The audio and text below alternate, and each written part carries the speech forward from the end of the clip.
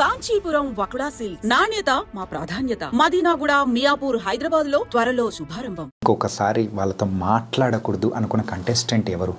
ఎవరు లేదు. నేను మాట్లాడతా, రేపటి రోజు ఎక్కడైనా కనిపించినా మాట్లాడతా. అవతల వాళ్ళు మాట్లాడకపోతే నేను కేర్ చేయాలి. ఓకే, నా ట్రై ఇస్తా. ఇప్పుడు నేను ఫస్ట్ నేను వెళ్ళి మాట్లాడాను, నాకు రెస్పెక్ట్ లేదంటే నేను పట్టించుకోవద్దా. నాకు అనిపిస్తే నేను వెళ్ళి మాట్లాడతా. అవతల నుంచి రియాక్షన్ బట్టి ఉంటుంది అది. ఓకే, నేను మాట్లాడేది మంచిగానే మాట్లాడతా. అవతల నుంచి ఏమైనా అలా అంటే నేను అలాగే అంటే అంత అయిపోయింది. What ever you give I give it back. Prithvi కాకుండా సో అదర్ అంటే వేరే వాళ్ళ పేరు చెప్పండి, మీకు బాగా క్లోజ్ ఉన్న పర్సన్. పృథ్వీ కాకుండా Vishnupriya is close to me, Prerna is close to me, Yashmi is close to me, as you know Abhay, Sonia is also close to me, Nabil is close to me.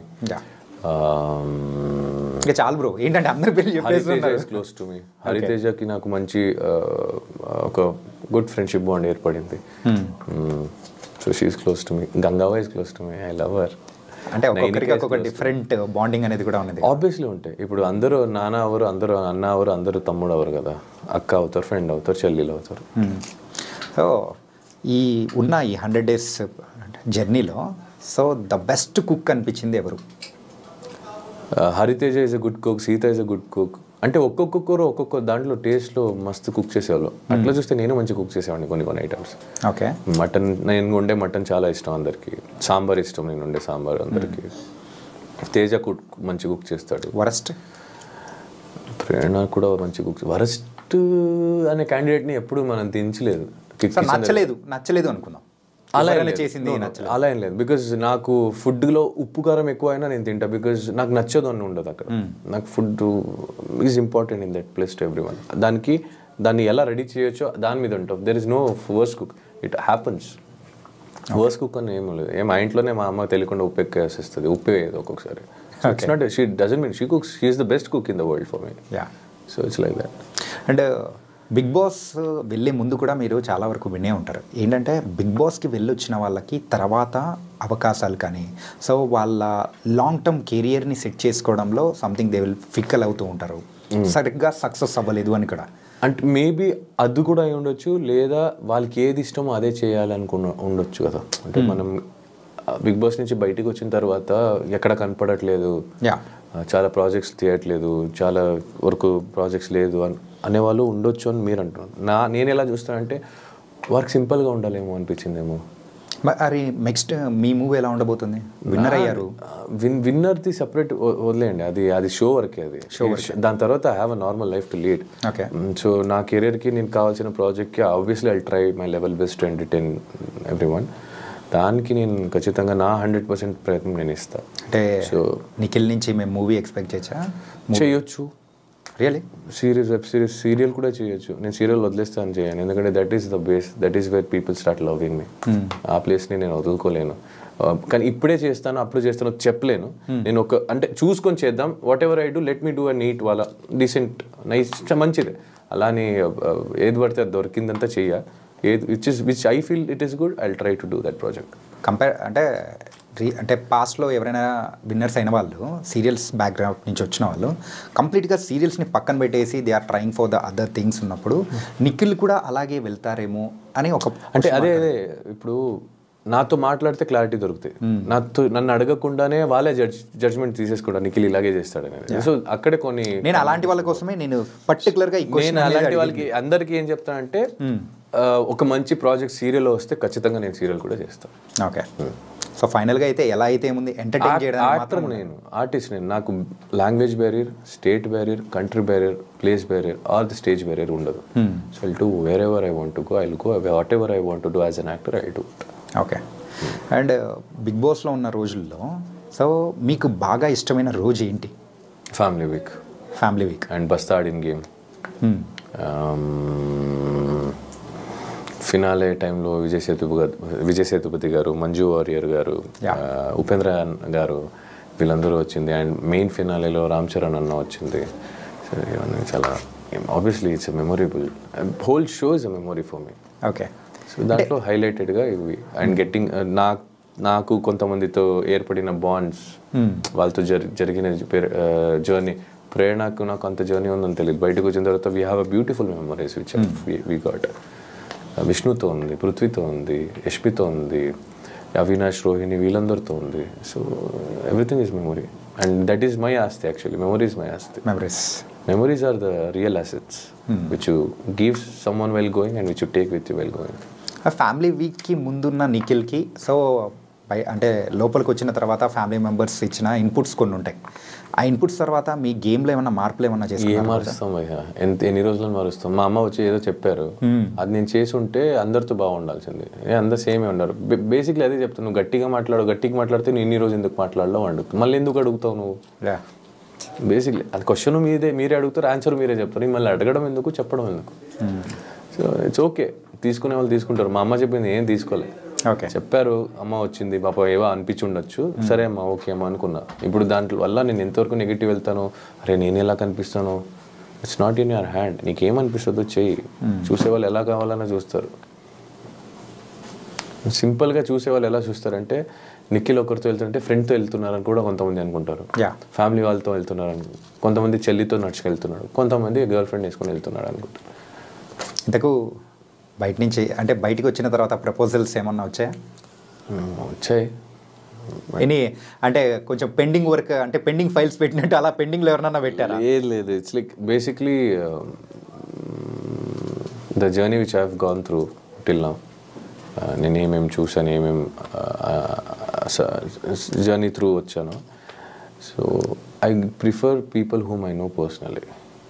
అంటే proposal వస్తున్నాయి లేదనట్లేదు, but ఆ ప్రపోజల్ని అందరినీ ఒప్పుకోలేను కదా.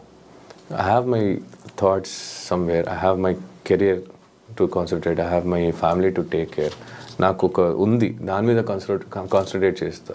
So అది కావాలని వెతుకొని వెళ్తే ఏం దొరకకపోయి అదే రావాలి. అంటే మనం ఇది కావాలి, ఈ వస్తువు కావాలి, లేదా నేను ఆ గోల్ రీచ్ అవ్వాలి అని నువ్వు ట్రై మాత్రమే చేయగలుగుతావు.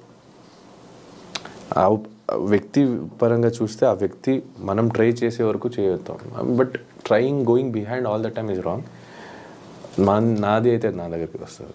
మీరు బిగ్ బాస్లో మీ యొక్క లవ్ స్టోరీది ఎమోషనల్గా చెప్పిన మూమెంట్ సో ఇన్స్టాగ్రామ్లో ఇన్ఫ్యాక్ట్ చెప్పాలంటే ఎన్ని ఛానల్స్లో అయితే పెట్టారో సో అది కట్ చేసి అంత షేక్ అయిపోయింది, అంత ఎమోషనల్. అంటే దట్ అంటే లవ్ అంటే ఇలా ఉంటుందా, after the separation is happen, so the person అనేవాడు ఇలా ఉంటారా ఏంటి అని అంటే చాలామంది కూడా బ్రేకప్ అయిన పర్సన్ని మీలో చూసుకున్నారు, అలా ఉన్నింది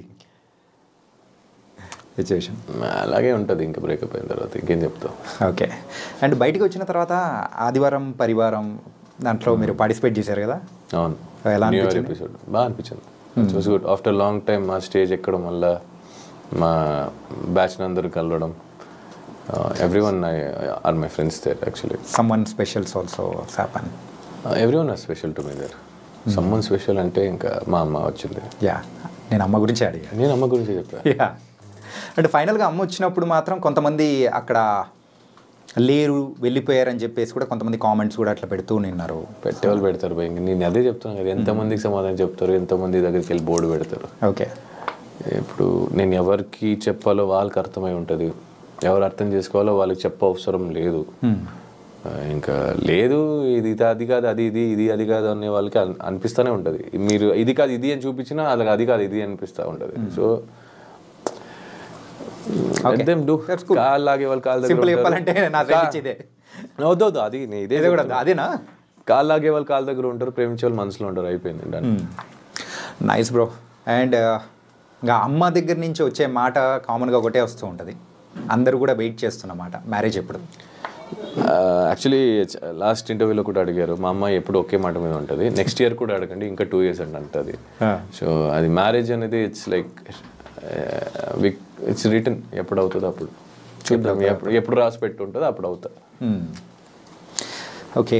అండ్ అప్పులు ఉన్నాయని చెప్పేసి అన్నారు కదా, ఇప్పుడు అప్పులు క్లియర్ అయిపోయినట్టే? డబ్బులు వస్తే అది కట్టాలి, కట్టేస్తే క్లియర్, కొంత క్లియర్ అయిపోయి. అప్రాక్సిమేట్ ఎంత ఉండొచ్చు? అంతలేదు.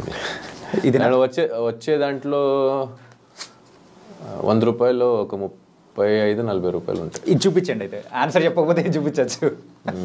అంటే లేదు, అంటే ఎవరైనా హెల్ప్ చేస్తారంటే ఓకే చెప్పొచ్చు, ఎవరు హెల్ప్ చేయారంటే ఇంకెందుకు చెప్పి. ఇట్స్ ఓకే బ్రో, ఇది చూపించాలి.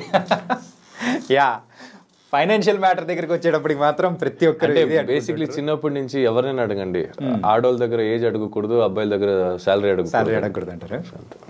ఇప్పుడు మాత్రం మీ దగ్గర శాలరీ లేదు కాబట్టి అడగకండి, వచ్చినప్పుడు ఏదో ఒక చేస్తాం కదా, ఎలాగో బయటపడతాం. బిగ్ బాస్ హౌస్లో ఉన్నప్పుడు బయటికి వచ్చిన తర్వాత వెయిట్ ఎంత వేరియేషన్ వచ్చింది ఏంటి?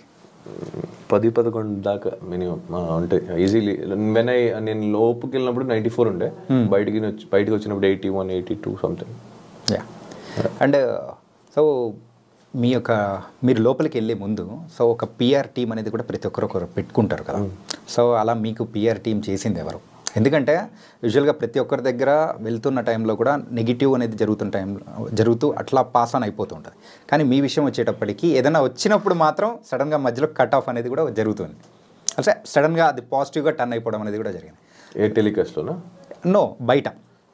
నాకు తెలిసి నా పిఆర్ టీం ఏముందో అదే చూపించాడు. ఎక్కడ నాకేం రాంగ్ అనిపించలేదు. ఆడు ఏది రైట్ అనిపించిందో ఎక్కడ అంటే నాకు ఉన్న పిఆర్ పేరు గణేష్, ఇది మీరు కావాలంటే ఉంచుకోవచ్చు, లేదని తీసేయచ్చు. మాకు ఒక బాయ్స్ అన్నాను కదా, మాకు బాయ్స్ బ్యాచ్. సో బేసిక్లీ అక్కడ ఏముందో అది చూపించడానికి ట్రై చేశారు మా వాళ్ళు. నన్ను పాయింట్అవుట్ చేసి ఎవరైనా తప్పు అని చేస్తున్నప్పుడు అవతల వాళ్ళు ఏం చేస్తున్నారని చూపించడానికి కూడా జరిగింది. I don't get it's correct. Big boss కంటెస్టెంట్స్కి ఆ పిఆర్ టీమ్ అనేది అంత ఇంపార్టెంటా? నాకు తెలియదు భయ్యా, నాకు అమ్మతోడు ఏం తెలియదు. ఇలా పెట్టుకోవాలనుకున్న ఎవరో చెప్తే నేను కాంటాక్ట్ అయినప్పుడు గణేష్ అయ్యాడు, పెట్టుకున్నా వెళ్ళా లోపలికి, అంతే తెలుసు. నాకు ప్రీ ప్లాంట్ రాదు, పబ్లిసిటీ రాదు,